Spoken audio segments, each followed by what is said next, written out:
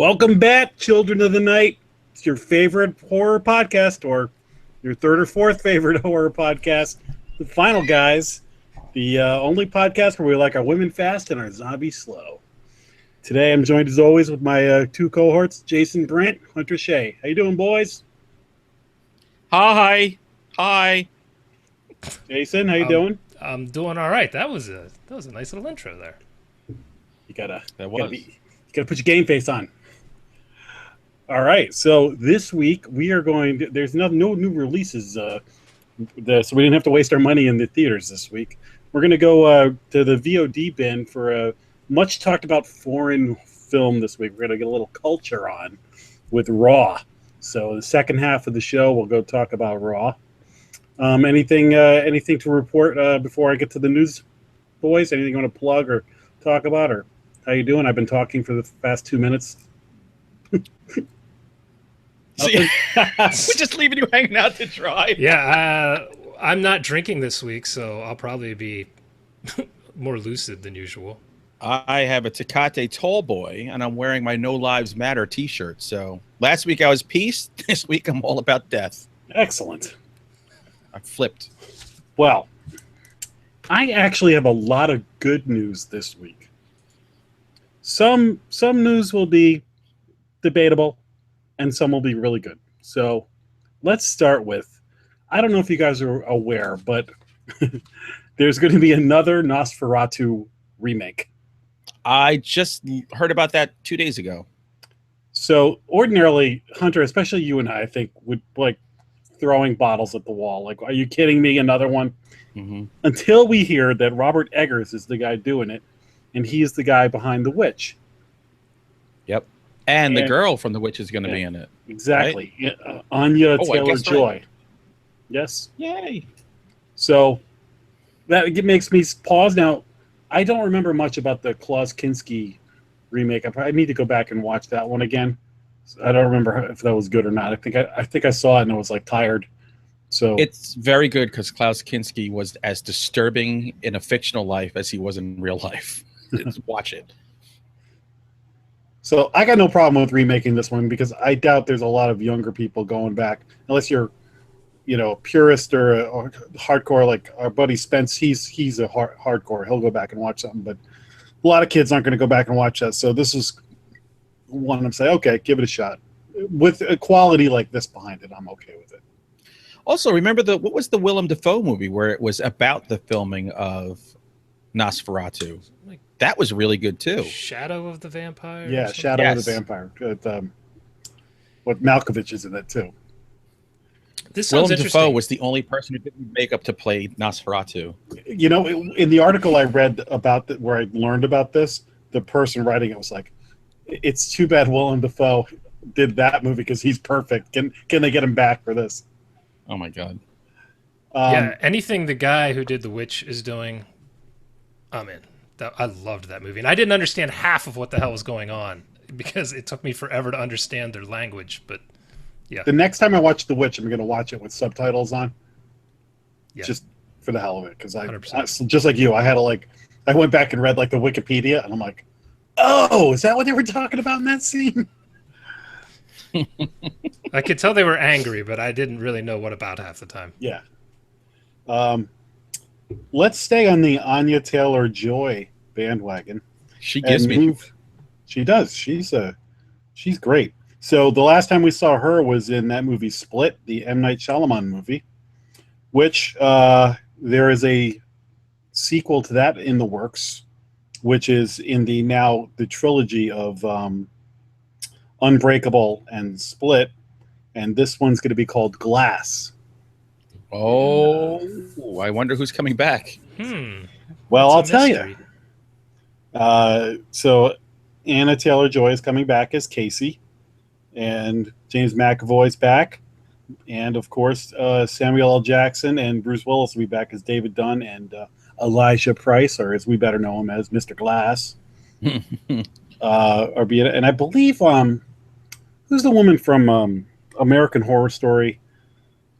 Oh, what the hell's her The one name? with the lisp who's always in it. She's always in it. She's kind of pretty. I can never remember her name. My daughter loves her, and I think she's going to be in this too. That's what I heard, but I don't have confirmation on that. The synopsis: following the conclusion of Split, Glass finds Dunn pursuing Crumb's superhuman figure of the Beast in a series of escalating encounters, while the shadowy presence of Price emerges as an orchestrator who holds secrets critical to both men. I just watched Split last night with my wife because she hadn't seen it. It was the first time last night, and she loved it. She didn't like the end, though, and she forgot about Unbreakable, so she didn't understand the Bruce Willis tie-in. I'm like, that's the best part! It's that, once they tied it in, that took that movie from here to here for me. I was like, oh, that was a pretty good movie. Oh, it's in that universe? Now it's a great movie. Yeah, because that was a comic book movie before all these comic book movies became a big deal. Has anyone made a bigger comeback so quickly as M. Night Shyamalan has? I mean, I could not stand his movies for a long time, having loved them in the 90s, and then basically through the 2000s, I couldn't believe it was the same guy. And now I'm looking forward to his movies again. It's kind of surprising. Yeah, he's the Aerosmith of the film world. Yeah. I was going to go with, he's like John Travolta, but sure, we'll go with Aerosmith too. Look, John Travolta sucked, did Pulp Fiction, and then sucked for the next 20 years. So, Broken Arrow is one of the only movies I ever turned off. I was going to say, I remember Broken Arrow was supposed to be his big thing, and it was like, what is this? Howie Long couldn't even save that. You know it's a bad movie when Howie Long can't save it. What was the Howie Long forest fire movie? It was like Fire Jumper or something like that. Oh my God, yes, that was terrible. Oh yeah. Oh God, I just remember the trailer. I saw the movie and I really only remember the trailer because he's throwing an axe like over his shoulder, and it looks terrible. Oh, and big thanks to Sheridan who just reminded us it's Sarah Paulson you were thinking. Sarah Paulson, well done. See, our peeps are chiming in. That's good because, as usual, I don't do a ton of prep, even when I'm doing the news. I was just thinking crazy ass Bradford. Oh, all right. I didn't know he was watching. We might as well just stop now. All right, we're out. Okay. Did you guys enjoy the movie Galaxy Quest? Wow, that is so weird. I just watched that on Saturday. Again, I've seen it 50 times. I love that movie. I love that movie. I like it. Well, are you familiar with Paul Scheer from The League? He's the bald guy who was the like plastic surgeon who would always wear like the. He's hilarious. He's from The League and something called The Disaster Artist. He's all over the place. He's always on Comedy Bang Bang and stuff like that. He is penning a Galaxy Quest revival for Amazon. I think it's going to be a series. Interesting. I know Amazon was going to do a direct sequel to it until, oh shoot, what's his name died? Snape. Oh, Alan Rickman. Yeah, they were. I think they had a script and everything, and then when he died, they canned it. Yeah, so Paul Scheer is on board. He's good, so I'm going to trust him and see what they've got. The only interesting thing is Seth MacFarlane has a show coming out called The Orville, which is a comedy version of Star Trek. So, otherwise called Galaxy Quest, yeah. Yeah, it looked. The difference is they're like really in space and not the actors propelled into the Star Trek world. But they're going to be very, very similar. And Seth MacFarlane's, hitting the airwaves in the fall. So we'll see what happens with that. But keep your eye on that. And now, do we know this is a new cast? Yeah, I think it's going to be a whole new thing because, I'm interested to see. The Galaxy Quest originally went for classic Star Trek. So I wonder if they're going to update it to be like about Star Wars now, or a more maybe a Next Generation or some other more recent. Maybe Deep Space Nine. Deep Sleep Nine. I never watched an episode of Deep Space. I gave up by then. Yeah, I didn't get into that either. I would watch the Jerry Ryan one sometimes just to see Jerry Ryan. Was she 7 of 9 or whatever? Yeah. Oh yeah. I should have just called her 10. She was dime of dime.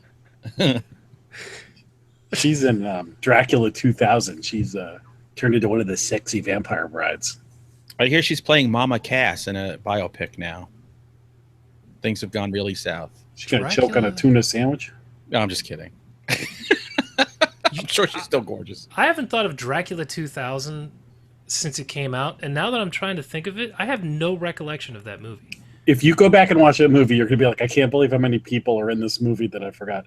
Gerard Butler is like Dracula. The dude who plays Sherlock on Elementary on CBS is in it. Jerry Ryan. Christopher Plummer's in it. I mean, you start watching, you're like, oh, crap, this guy. Oh, that person's in it. Like all these, young, unknown faces and some... I'm assuming it can't be good since I have no recollection of it. Yeah, no, it's not good. Okay. I remember renting it, but I can't remember anything about the movie. You know what? Just hang in there. It's on every year, at least once or twice. So if you're flicking around the channels, you're bound to discover it. All right, the last piece of news I have is the best thing on here. All right, Whitney Houston. Saving the best for last. Stranger Things, we haven't even seen season 2 yet, has been confirmed for a 3rd season. And the creators of the show say that they'd like to have 4 seasons total. And then that's enough. They said they don't want to drag it out. They said... Yeah, I mean, those kids are going to be awful old and awkward looking soon. Here's a great quote. As far as the what the 4th season looks like, the Duffer Brothers know they can't keep putting the kids of Hawkins, Indiana through hell. They're going to have to get the fuck out of this town, Ross told Vulture. It's ridiculous. That's great. And he said that the 2nd season... they could grow up like Carl on Walking Dead, still treating him like a kid. You totally broke up. I didn't hear what you said there, but... No, I was just saying that, like The Walking Dead, Carl is now taller than anyone in the cast, and they still treat him as a kid. And it's been like a year in Walking Dead time. Still wearing the hat. Yeah, it's dumb. Yeah, he's working on his 2nd divorce by now. Exactly, and a meth addiction. They're trying to make this season of Stranger Things. They're treating it like a movie sequel. They said if you have a successful movie, number 2 is always a little bit bigger. 2nd season will focus on Will Byers and his return to Earth after being stuck in the Upside Down. When he returned, there's a chance that the portal was opened, allowing whatever was kept at bay in the past to make its way towards Earth. That means this season may see even more monsters for viewers to obsess over as everyone's favorite group of kids try to save their town. Returns on October 27th. I think we're going to have to do an episode about the premiere maybe or something because I love that show. Yeah, I'm very excited. And I saw in the trailers they're like dressed like Ghostbusters. So that's going to be awesome. Maybe a live stream of us watching it. I have a great Ghostbusters costume, so I can actually do it. Really? I know you do. Do you have a proton pack? I have a homemade proton pack that is awesome. Oh, I always wanted to go with a real nice one, but I just never had the patience to sit and make one or the $3,000 to buy a replica. Yeah, no, mine looks like a kid made it in 6th grade. Like it's very arts and craft, but it's cool. Nice. Yeah, but you have that official looking patch that you got when we were Chiller when you got that. I had the costume and I had this iron-on. Me and my 2 buddies got the coveralls, and this was like way back at the beginning of the internet. We got like iron-ons, like the printer paper that was iron-on material, and got a Ghostbusters logo from the internet and then ironed it on. Then I had another party a year or 2 later, and I'm with him at Chiller, and I'm like, if you see a good Ghostbusters patch, let me know, because I want to get it for the party I'm going to tonight. And as soon as I said that, we go around a corner, and there is like the authentic Ghostbusters patch. I got it, put it on, and I got these sweet boots at this Army-Navy store, and it like took my costume up from year 1 to the 2nd time I wore it even better.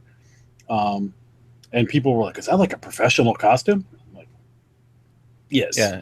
Because of the patch. To contrast you and I, Jack, you were psyched for the patch, and I was psyched to almost buy those human centipede Smurfs, all eating each other's Those were awesome.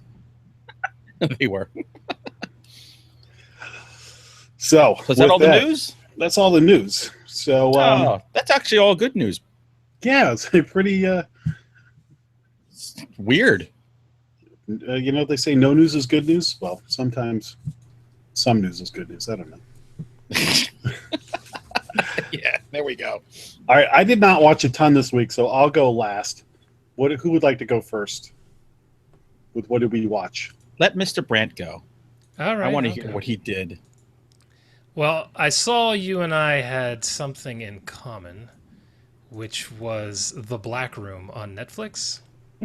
Please save me having to talk about that. I've been really trying to be positive on the show, so I'm not going to say a lot, except it had a decent cast. There were a great cast. Couple gore effects in there that were pretty good. The cast included Natasha Henstridge. Oh, that movie? Mm-hmm. I see the trailer. Yes. And Lynn Shay, who the checks must have cleared. No, I'm going harsher than I want to. Honestly, this movie was bizarre. It was about basically a sex demon who is awakened in the basement because some kind of ventilation pipe breaks and spews dust in the door. I didn't even understand. You had me at sex demon. Go on. So it's a sex demon, but they don't go real crazy with the sex demon stuff. There's some, but it's not too crazy. And then there's a lot of humor in it, but it didn't work for me. It's like humor is obviously very subjective, but this didn't fly with me. They never found the tone. I just thought the only reason that movie was made to get schmucks like me and you waiting for Natasha Henstridge to get naked. She looked great in it. I wish we saw her in more stuff. And I will give credit to her for this. She played it completely straight. Like at no point was she acting like she was in a piece of shit movie. She was right. She was doing her thing. She did a good job. So I would not recommend that even for a Netflix movie. It was just weird. I don't know. All right. Thank you. I don't have to talk about it. I was less than thrilled about that. I might as well throw this one out there too because it also was toned really weird. It's a movie that's going around in some festivals right now called Tonight She Comes. It's another one that was bizarre. A lot of weird humor at the beginning. Some guys are driving down the road and one of the friends is in the backseat jerking off. I'm like, what? Are you sure this wasn't softcore porn? I mean, just the name alone. Like I didn't know Jack and Hunter were driving down to see me. What's going on here? It had a lot of gore and it had a lot of nudity. So right there, I should love this film. But I just couldn't tonally get into it. The humor didn't work and the characters were very bizarre. I didn't even understand the story either. But I'm sure watching it because it had an incredible soundtrack. Absolutely incredible. Oh. It looked really good. It was shot really well. This wasn't an incompetently made film. When you say soundtrack, do you mean like a score or they played score. Songs? The music, everything about it. It was just... It's not really like Guardians of the Galaxy where they were playing songs you recognize. No. This was all original, I'm pretty sure. Okay. It was almost like the It Follows soundtrack, if I had to compare it to something. That's my favorite of all time. But I didn't understand what was happening in the movie pretty much at any point. So, and there's some gross out shit in here that they're just putting it in to gross you out. And I mean some things that are really going to bother people. I'm not even going to spoil it because I want someone to see it and then come back and yell at me for not telling them or with more of a period on the end of that they shouldn't check it out. But it's different. It's a thing. I don't think it's out on Blu-ray or DVD yet, so I don't even know if you can watch it unless it comes to your town. I also watched a movie on Shudder called I Am a Ghost from 2012. I almost feel like bailing out because I put that on my watch list just like 2 hours ago. But I won't spoil it for you. I like this movie quite a bit. You want to talk about something that appeared to be extremely low budget. There's only two actors in the whole thing, and one of them's only in it for 5 minutes. It's just carried by this woman who is a ghost. And every day she does the same things. She doesn't know she's a ghost. She doesn't know she's doing the same things. It's just extremely rigid. And as the movie goes, things start to change a little bit. She starts to do maybe something a little differently or see something a little differently. And it was really interesting. This is the kind of movie I like to find that, there's obviously not a lot of money. You don't know anyone involved, but They had an interesting idea and they did something with it. So I really appreciated it. But the beginning, when they were showing her schedule and the things she was doing over and over and over, I was thinking, oh boy, I'm going to have to watch an hour. I think it was only an hour and 15 minutes too, so that helped it. But I was thinking, I'm going to have to watch an hour and 15 minutes of this woman cooking eggs. And I'm just going to go hang myself in the bathroom. But that was not the case. I enjoyed this movie quite a bit. So if you guys have Shudder, check that out. It is I Am a Ghost. I've been aware of that movie for a long time, but I could never find it for like free. Like, I don't know, it didn't look pay-per-view worthy. So if it's on Shudder, I'll definitely check it out. Yeah, I watched it for free, so I'm pretty sure it was on Shudder. Let's see. One other quick... Shudder better start paying us. I'm getting pissed now. It's getting ridiculous. Christ. I found a YouTube channel. I don't think they're just YouTube. I think they're social media in general. But I found them on YouTube called CryptTV. They do short horror films, and they do several a week. And they're pretty damn good. You know, I've heard of these guys. Well, it's owned. I don't know how much he's involved, but Eli Roth is behind it. You know, it's like any collection of short films. There's going to be some that are outstanding, some that aren't. But I watched maybe 10 so far, and there's some really cool stuff on there. Some people are stretching micro budgets and getting some interesting effects. So definitely check that. They're all, 3 to 10 minutes long, but that's CryptTV. Really interesting stuff on there. I say really and interesting on this podcast at least 100 times an episode. People must think I have a stroke because I think everything is really interesting. Which is ironic because you're really not interesting. I don't know what my problem is, but I'm not so eloquent with the words. I finally find things really interesting. Apparently, That's your thing.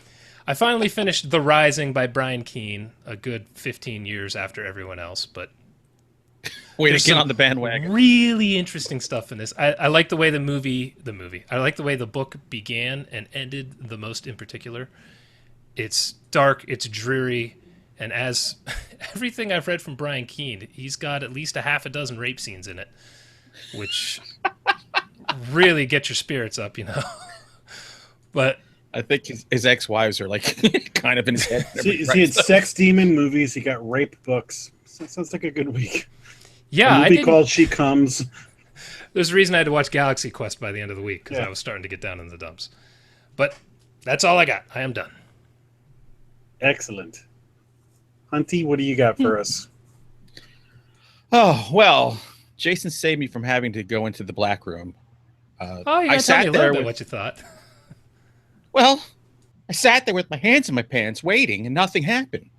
So it was I wasn't expecting much, just some nudity from a woman who gave me the greatest nudity of all time. I got none. It said it's a comedy. It was not funny. It was just crappy. But if you ever wanted to see a woman banged to death by a succubus, or is it an incubus? An incubus, I think, is the guy. Well, you can get your rocks off on that. See, that was a scene. There was good gore in that scene. There was. And it was practical effects, too. It kind of came out of nowhere. But hey, spoiler alert. Now I know the incubus scene. Yeah. Well, you can thank us. We saved you. It's the whole movie. We just jump on the grenade for the greater good. This is a movie that I watched 2 weeks ago that I saved for this week. It's Death Spa 9. It stars Ken Foree. Nice. Well, stars. He's kind of just in it. It's set in this health club, and it is so 80s. It is ridiculous. Between the leotards and the crappy music, the exercise music and everything, it's just... Was this made in the wake of Jamie Lee Curtis and John Travolta's Perfect? This was years later, and it's even more cheesy 80s than you can imagine. It's kind of like they knew that the decade was coming to a close, and they was like, just cram it all in here. This is a time capsule. It's got a ghost of a woman who's dead, and she's invading this computer system that looks like something some 12-year-old concocted in his bedroom. And of course, there's lots of weird murders, and there's some gore.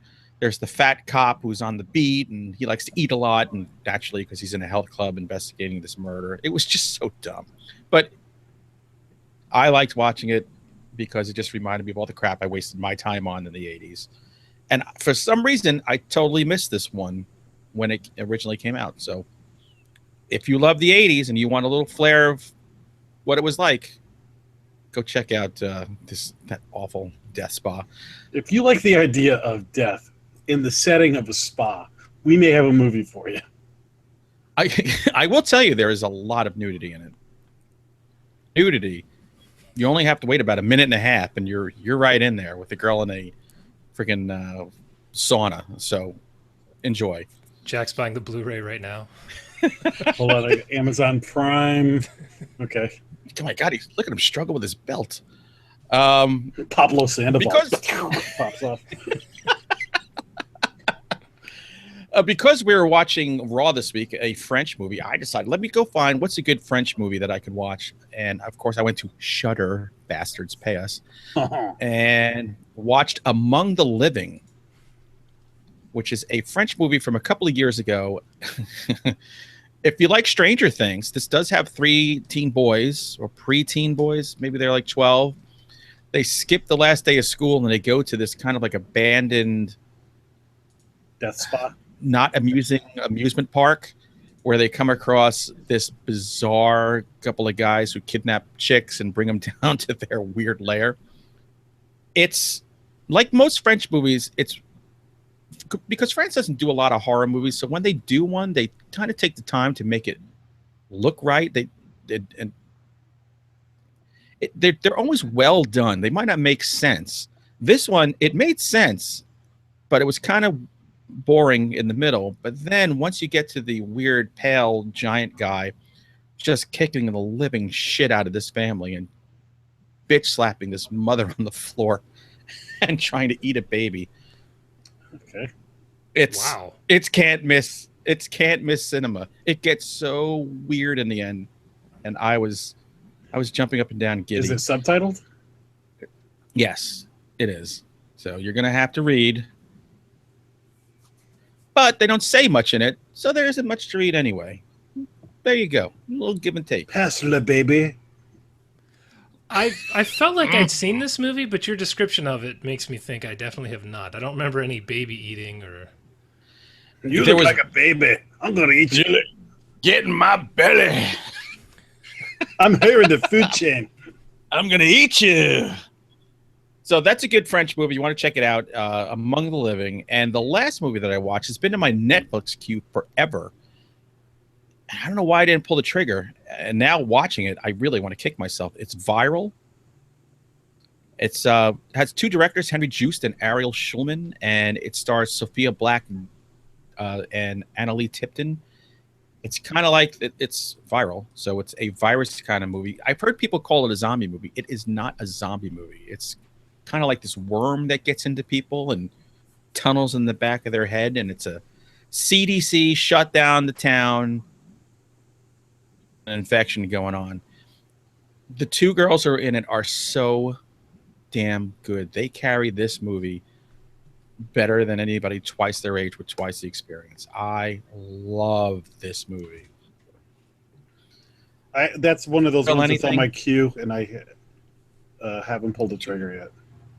Yeah, watch it. I'm pissed that I waited this long to watch it, but I talked about that in one of our earliest episodes. Yeah. I really liked it too. Yeah. And I think if it wasn't for the fact that those 2 girls were so good, and in fact, the youngest sister who, what is her name again? Jesus Christ. Oh, Sophia Black. So when we watched them, we're like, my wife and I said, oh, it's good to see that they have like actual teenagers playing high schoolers. And then I look, she's like 25. And Luke Perry is the other. She's 25. She looks like Salma Hayek would have looked at 15. She's a gorgeous girl. Oh, I'm in. And we just ordered that one from Amazon. And her older sister, if you like Modern Family, looks like the older sister in Modern Family. So, oh, Haley, it looks just like her. So you'll like it. So those are the 2 movies that I watched. No, oh my God, more than that. I've been watching so many movies. I've been discarding the crappy ones, so I don't really burden anybody. The book that I read, I grabbed this from my editor's office. It's an ARC, advanced reading copy. It's Subhuman by Michael McBride. This is like a Michael Crichton thriller on crack. It's first in the series. It's a Unit 51 novel. It comes out on Halloween. Oh my God, what a great release date. And it's set in Antarctica, and it kind of gave me a Thing vibe, but then he throws a ton of science in here. I don't know if he's full of crap or if he's just one of the smartest guys on earth. Reading this book, I'm like, if I had to do the research for this, I'd just give up and I say, forget it, I'm never writing. So kudos to him. It is a fun, crazy book, and I can't wait for the second. Nice. Excellent. And I'll have to try and find a way to make you do research so we don't have to read your books anymore. Yeah. It was right there. I was right there. Man, that was a quality dig. You know what? You need me to do research to find out how to get those warts off your pecker. When you find out, would you please email me on my private account? Jack is ripped for your Flag pleasure. It, Preparation H. No, Compound W. That's the wart one. Should put that on your schmeckle. Burn. All right. So for me, what did I watch? I did not watch a ton because remember I said I was starting to watch Ozark last week, the Netflix series. So I watched like 5 or 6 of those, and it's pretty good. And I understand why some people might be mixed on it because everybody's describing it as the next Breaking Bad, and it is in no way the next Breaking Bad. It's a pretty good Netflix series if you're looking. I'm only halfway through it. But what happened was the new Defenders series hit Netflix, so movies went to the side. I had to watch the Defenders, which is the Avengers of the Netflix Marvel world with Daredevil, Jessica Jones, Iron Fist, and Luke Cage all together. Do you have to watch all the other ones for that thing to make sense? Not really. It would probably... Watching Daredevil would be the most important one. Mm-hmm. It actually... Iron Fist was pretty tough to get through the whole thing. You could probably skip Iron Fist and pick up... Iron Fist is better in this than he is in Iron Fist because he's in a group ensemble and his personality, he's kind of a whiny guy. He's like noble, but like a whiny kid. And so he's better in the group dynamic. And like him and Luke Cage are great together. They should not even do Iron Fist season 2 or Luke Cage season 2. They should just put those two together and have them, because neither one of them, I don't think, needs their own series. They're better together. Did they even get their own comic when we were growing up? But there was always Power Man and Iron Fist. I don't remember them on their own. Yeah, I always remember them together. Well, Luke Cage, I know, has had his own book, but I don't know. Probably at this point they have. But anyway, the Defenders, I think this is going to be the kind of thing. Like, Hunter, I don't know if you're going to like it or not. For me, I'm a diehard, so I'm going to sit through this. If I was going to give it a rating, I'd probably say give it like a B, and say they could have done better. There's some really great stuff in it. And some other stuff, I'm like, the villain could have been a little bit better, this or that, like here or there. So I enjoyed it, but I would say if this, you're going to know this is either your thing or you're not. You're either into this Marvel world and you want to check it out. But if you haven't watched all the series, you'll probably like this better than any of the individual series. Daredevil and Jessica Jones are the 2 series you should watch. I want to see season 2 with Jessica Jones. I've seen Jessica Jones and Daredevil. I have not watched Luke Cage and Iron Fist yet. Me either. If you watch Defenders without watching the other 2, you're going to figure out what's going on. Okay. But it's only 8 episodes, which is the best thing they could have done. Oh, good.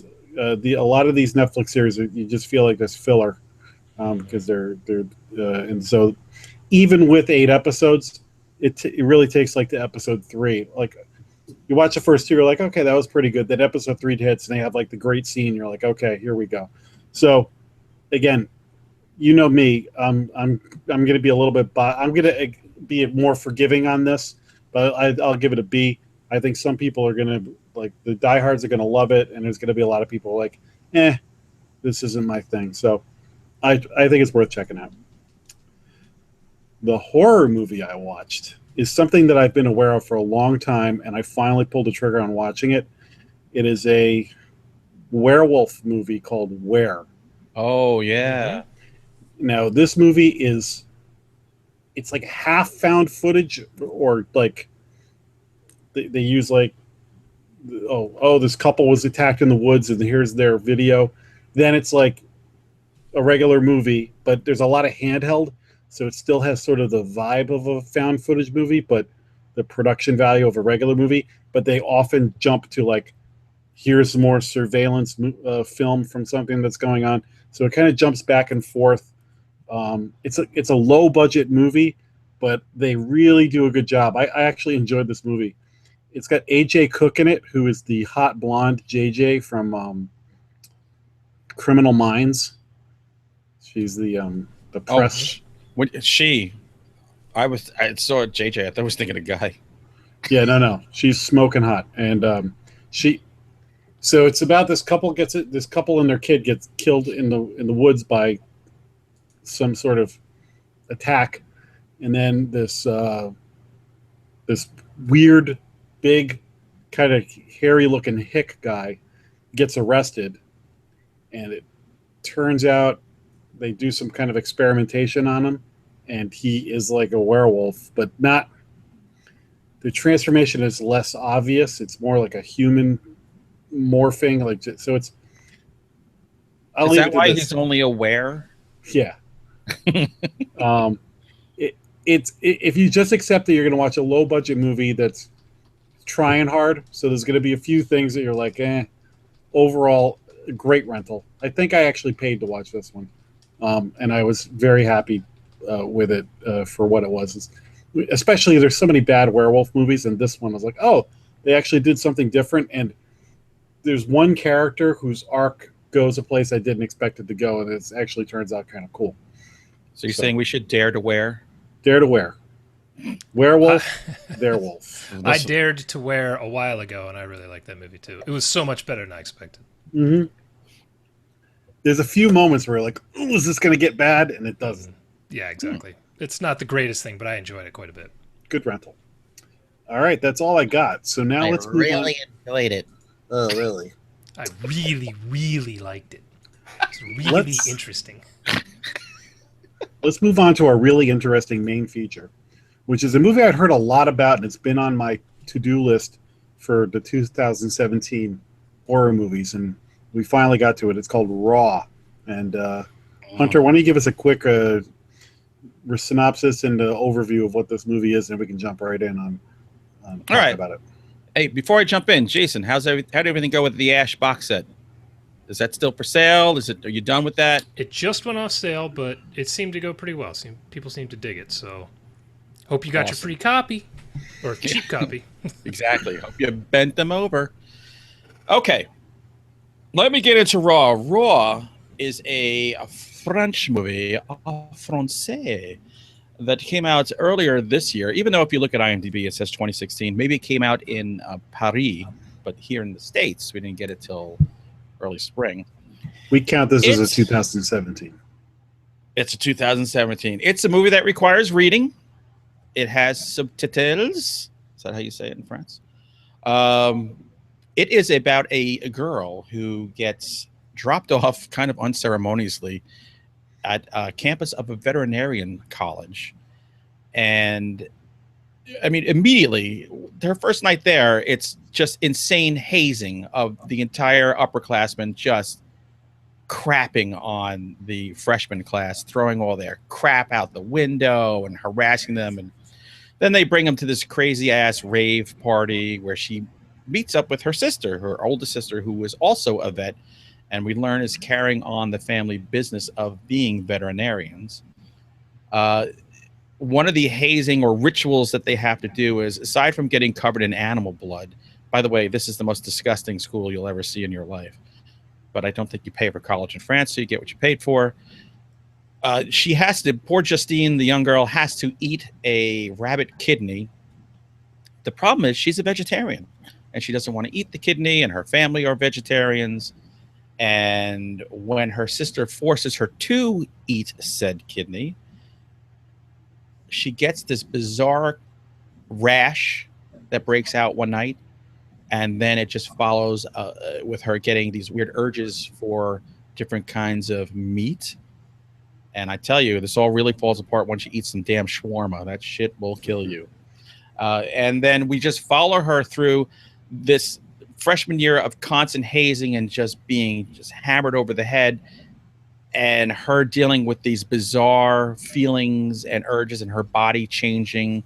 There are scenes in this movie that are so squeamish. You won't vomit, you won't run, but they do make you kind of want to look away a little bit. And then it just takes you through this bizarre kind of they call it a coming of age movie. And when I first saw it, I saw it straight up a horror movie. Second viewing, I can see the coming of age part of it. It's a bizarre French take on children growing up, leaving their family, and maybe having a little something that they take with them. So that is Raw. You left out a key word in this whole thing, and I don't know if you did because you feel it's a spoiler. That the two dummies on my podcast would freaking hate this movie? No. About the recap, about her affliction. Yes. There's something about it that's pretty much in the trailer that you kind of left out. Her urge for meat starts to sway towards cannibalism. Well, I didn't want to, give it away right in the description there. Figured people could figure that out. It's in the description of the movie. I didn't want to I'm different. Now you watch. You give away so much about a movie before we get to spoilers every time. So, do I? Oh God, yeah. Good. So the kid turns out Bruce Willis is a ghost the whole time, but we'll get to that in spoilers. You know why? Because I think the whole word spoilers is stupid. So just discuss the movie or don't listen. How about that? You're stupid. You're all dumb. So do you want to give your opinion first, or do you want to hear what we had to say first? Because it seems like you think we're not going to like it. So now I'm curious, did you like it? Well, I got a tweet from Jason that his wife was judging me hard halfway through. She was, man. She was like, who recommended this? Hunter. She's like, God, I'm judging him. And then I'm thinking, this is a grown woman. She can't handle what a 17-year-old girl could handle with aplomb. I love this movie. And I really liked it when I first saw it. And then when I second viewing, I love it. And it's going to be my top 5 this year. I don't care what else comes out. It will be in the top 5. I like a horror movie that takes chances, that is crafted beautifully, which I believe this movie has strong performances. Then why did you like Annabelle? Because that was a different thing. That was funhouse fun. This is serious art house fun. Oh, see? Funhouse. You jerk. Go on. So I really, really like this movie. In fact, as I was watching it again, I wrote about 12 things that happened in this movie. And I'm like, all right, I'm ready to discuss them if I need to discuss them.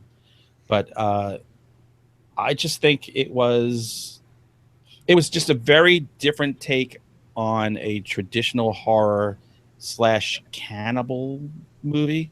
Oh, dude, spoiler alert. Come on. You already said it, you schmuck. I love the soundtrack in this, too. I thought it had some great imagery, and to me, it's solid. It is one of the most solid movies of 2017. Do you play that song she plays and do the mirror dance when you're alone? Oh, my God. Did you see the lyrics in that song, too? Yes. Jesus Christ. That was weird. That was, but so are our stupid rap lyrics that my kids listen to. Okay, Brant. So halfway through this movie, you're judging Hunter Shea. What'd you think? My wife was judging him. I already know he's a complete dumbass, so it doesn't shock me. What did I think of this movie? There we go. I honestly have no idea how I take this movie. I don't know if I like it or dislike it. It's so bizarre. And are you afraid to like it? Please. To admit Of all the movies we've talked about, I go to bat for art house movies all the time. This was weird, and I didn't know if it was cultural differences or just this movie is bizarre as hell. There's a couple things we'll get into in spoilers, some really weird-ass scenes, but do I like it? I don't know. Do I want to watch it again? Not particularly, but it wasn't that I disliked it at any time. I don't know. I feel like I'm so on the fence, but I really was. When it ended, my wife was pissed. Some of the stuff happening with the vets and the dogs and all that stuff was already, she wasn't super pleased. But then she heard the lyrics of the song. There were a couple scenes. There are 3 scenes that are insane, back to back to back within like 5 minutes. And that's when she turned to me and was wondering what in God's name we were watching. But I don't know. What did you think, Jack? I thought this was a tremendous movie. I loved it. I thought this was one of the best movies of the year. I'm not kidding at all. Are you serious? I'm absolutely serious. Wow, I didn't expect that. And, Monster Man Unite! Screw you, Mr. On the Fence! Yay! Yeah. Wow. Cool. So the fact that you like The Mummy and Annabelle and you don't like this, I feel like I need to take your horror card away for a week. Well, the Mummy thing, man. I say it wasn't the worst thing ever. Do you guys think I'm like going to bat? If you don't think that The Mummy is the worst thing ever, you really probably shouldn't be allowed to write horror novels for The Dark Tower is the worst thing ever. No, it's not. The Mummy is so much worse than The Dark Tower. But we digress. Yeah. This movie, first of all, for a movie, Jason, you and I were both like, oh, it's subtitles. I've got to be kind of in the right mindset.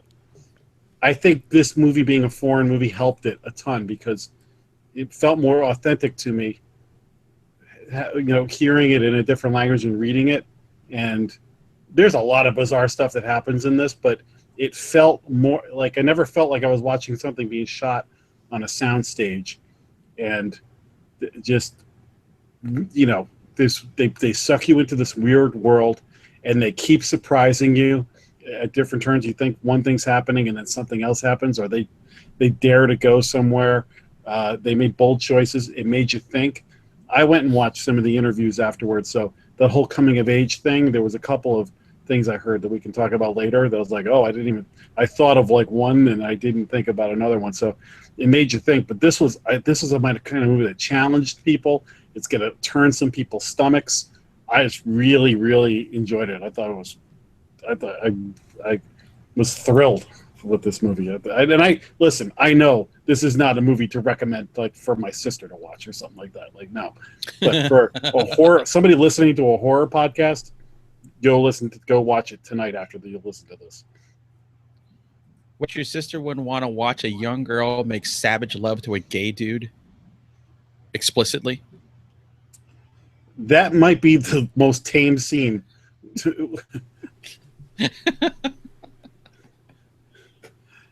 mean, you want to talk about the bikini waxing scene? Oh, that's on my list.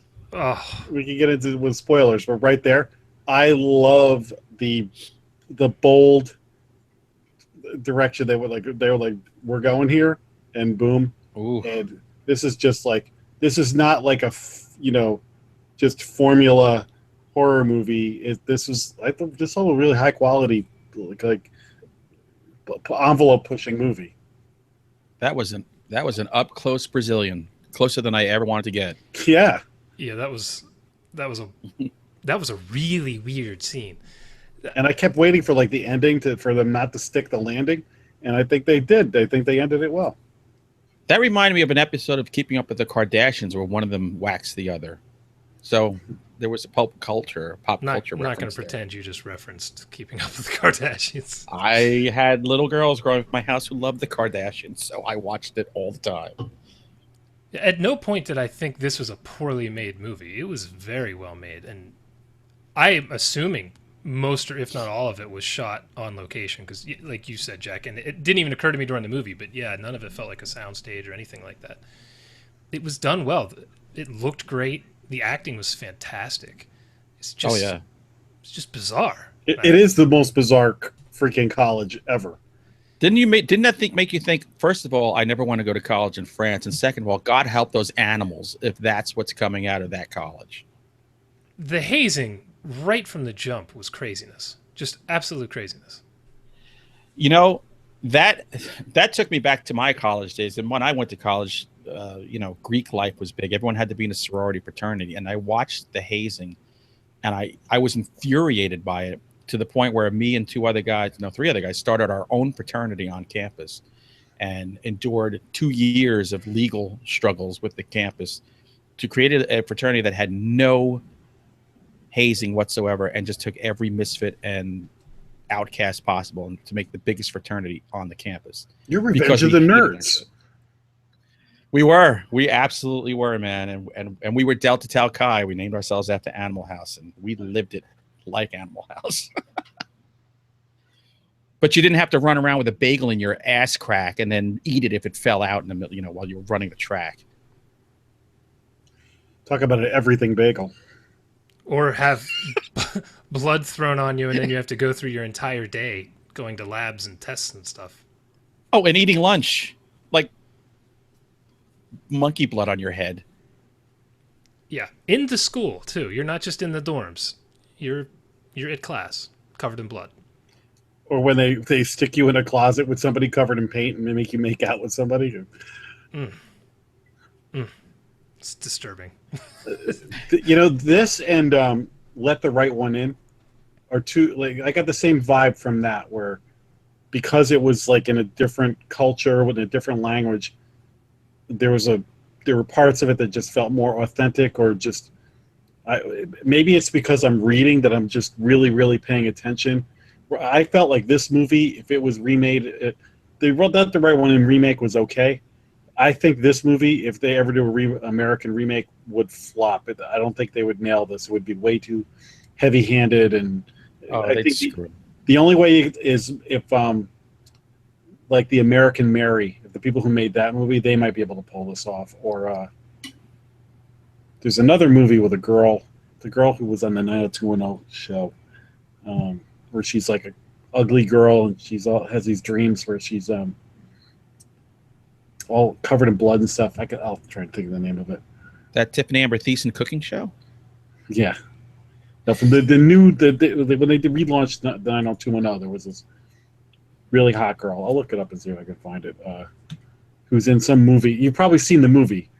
It's a bizarre movie, but I'll look it up while we're talking. Yeah, but anyway, maybe a fan will know. The American Mary people, they might be able to pull this off, but I really think this is one that should not be. They're going to screw it up if they try and remake it.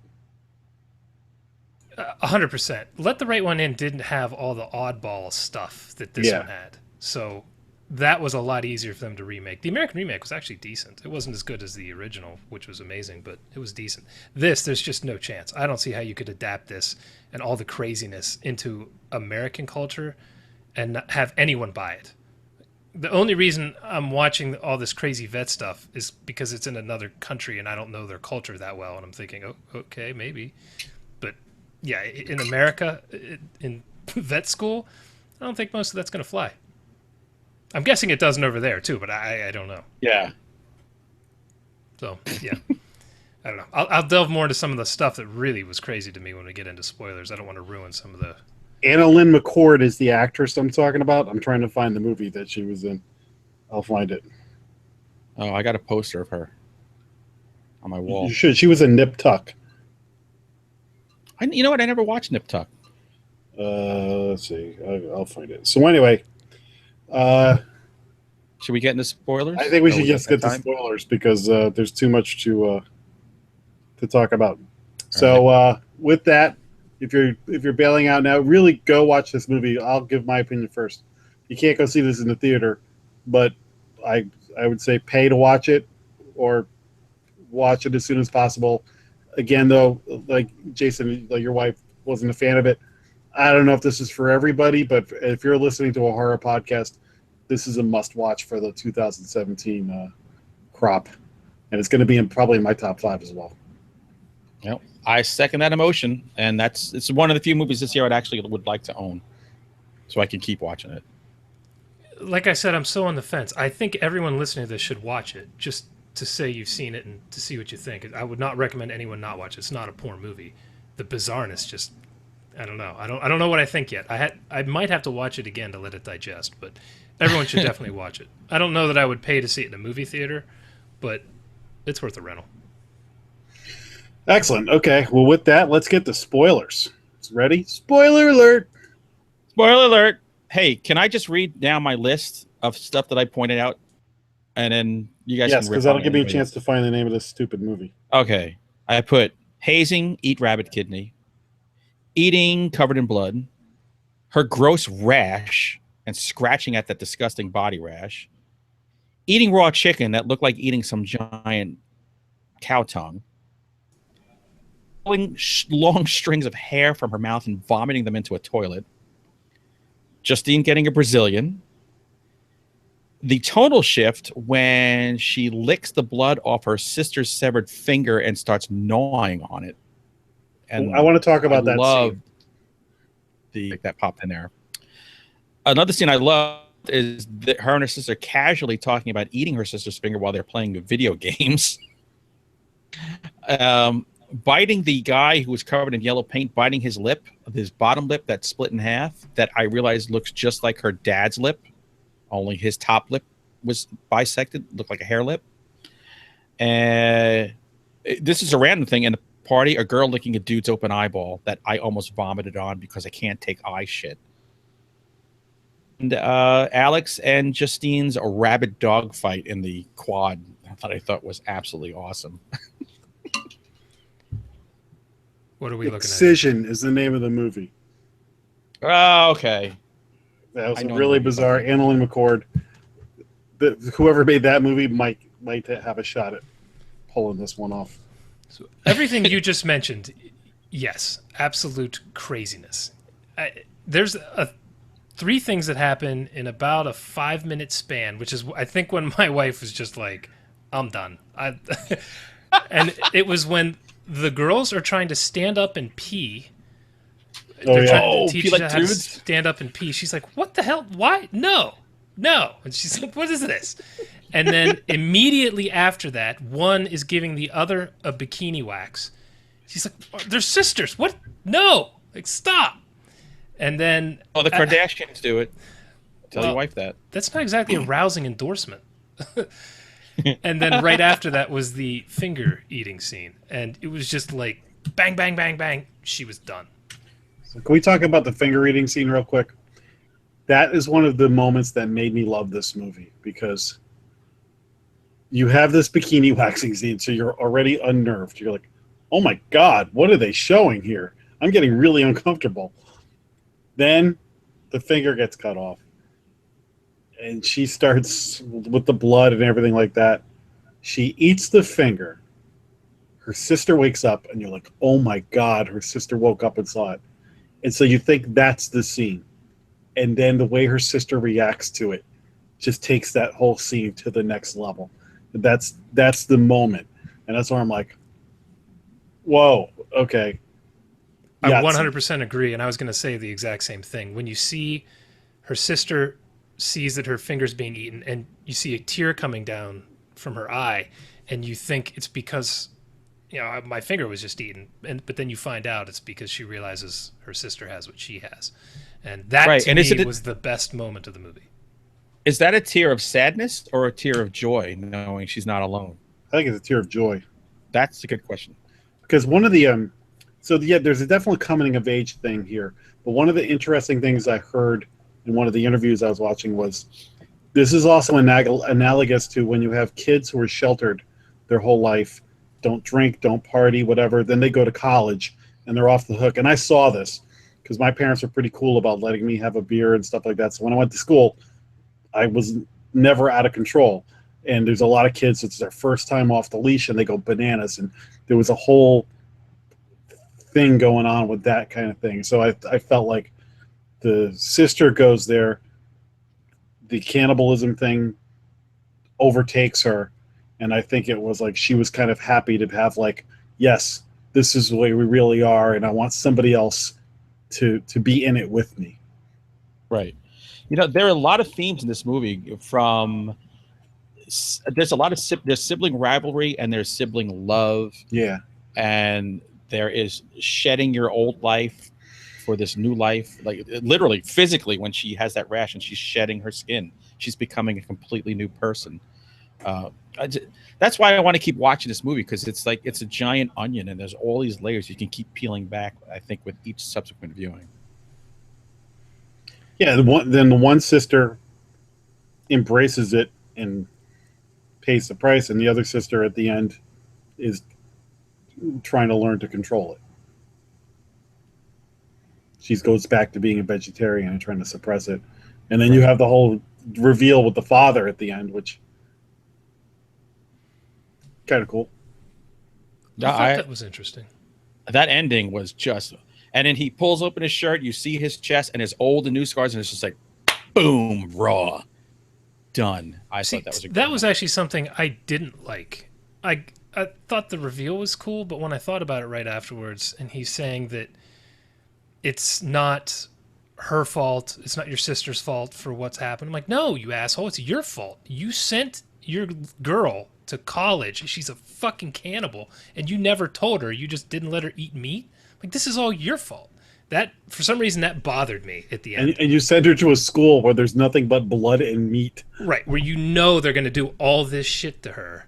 That I think irked me. I think it was inevitable, and he knew it was inevitable, and it was almost better to send her to a school where her older sister would guide her through it. And he's hoping that she's the smart one and she can figure out a way to live with it better than they have. Most parents give you the sex talk. Maybe you could just give her a hamburger and be like, okay, we're going to have some issues here. Maybe don't go to college and start biting your roommate. Well, that's like alcoholic parents telling you can't have a drink. Don't touch my beer. Don't have a drink. And then you go off and you're on your own. You go batshit crazy and you become an alcoholic. Right, but your parents are alcoholics before you go, right? Like... Well, like, that again, I'm nitpicking, but that was just something at the end. Oh, by the way, honey, alcoholism runs in our family. Shouldn't have had that beer. Right, exactly. Couple of things. The sex scene with the roommate. Like she's snapping at him and all that. That's another one of those scenes that's gonna. I mean, there's a lot of stuff. The eating the raw chicken and then that. It's so bizarre and captivating. Like when she starts like getting that like carnal behavior, there's several scenes of it where she's acting all slutty and sexy, and then like rabid. Like the girl who was playing the main character was so good. She could change gears so quickly and well. I really enjoyed. Like there was somebody just seen some movie. I'm like, what the hell is she gonna? Is that gonna? Who's gonna? Okay. That scene when she's at the party and she's in that dress and she's got her legs spread and she's got the torn nylons and they're just panning into her, and that music that reminded me of Clockwork Orange, and I thought of Alex sitting there at the end of the Moloko Plus bar, looking batshit nuts, and I thought that was great. But then they cut to the next scene and she's just as awkward walking through this party of revelers as she was at the very first night when they were hazing them and brought them to the rave. Nice. Yeah. The other thing was I like the way the sister would cause car accidents and then feed just enough off the bodies but not leave the evidence. That was pretty clever. It was good writing. Yeah, I like that a lot. Just lick a brain and move on. And then the other sister's like, nope, and like walks away. That was kind of cool.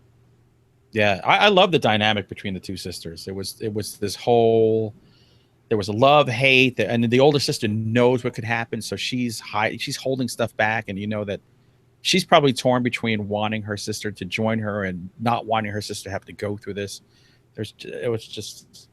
Like I said, there's so much to this movie. And then, I mean, God, I hope people are not listening to this if they haven't watched the movie, because they should. You really have to experience this. The freaking ending where she pulls back the sheet and the guy's leg.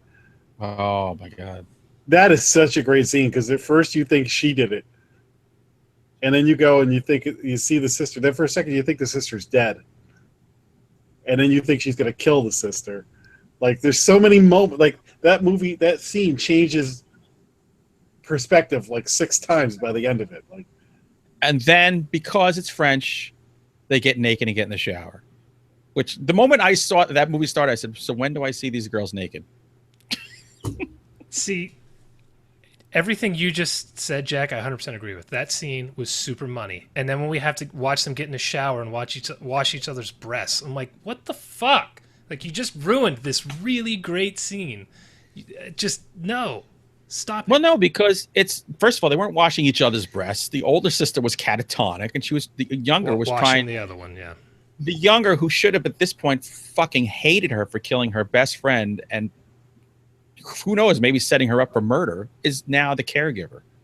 The day that this podcast is knocking a scene where two girls are in the shower washing each other's breasts is that I mean, we gotta contemplate what we're doing here if we're gonna start knocking sisters, anyone? They're not really related. No, but they are in the context of the film. Let me bring this down to our usual gutter. Both girls have amazing butts. Yes, when you said Kardashians, I was like, these girls get Kardashians ticked. Holy cow. I did want to ask, is it common to get a bikini wax in France, but you have hairy armpits? Well, she did point out that she should be shaving the armpits, which then made her go straight to her vagina. That is totally the freaking scene of the... That was probably the biggest jaw-dropping moment I've had so far this year. Yeah.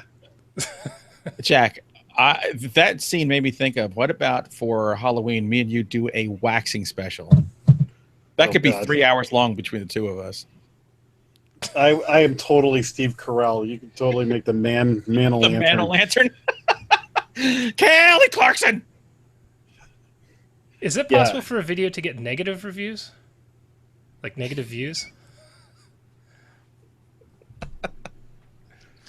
Oh, Jesus. All right, so let's go around and give our rating or suggestion. Hunter? Great movie. Like I said, it's going to be my top 5, and I'm going to buy this on Blu-ray. So watch it. Brant? It's 100% worth a Netflix or Prime viewing. If you like these kinds of movies, if you follow a show like this, which if you're listening to this, you do, probably worth a rental.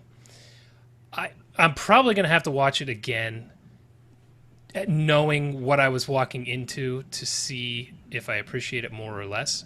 And compared to you guys, it sounds like I don't like the film, but I just don't know. I just don't know where I'm at on it. It was so shocking to me at different times and so bizarre that it wasn't tracking right with me. This sounds like the way I felt about Black Coat's Daughter. Like, overall, I think it's an okay movie, but there's a few things I have a problem with, so I don't love it, but I think it's okay. But I think Jason would love it if he watches it without the ball and chain sitting next to him, ruining it. You know what would help if I didn't think it was a cure for wellness going in? That did not help. I always got those two mixed up.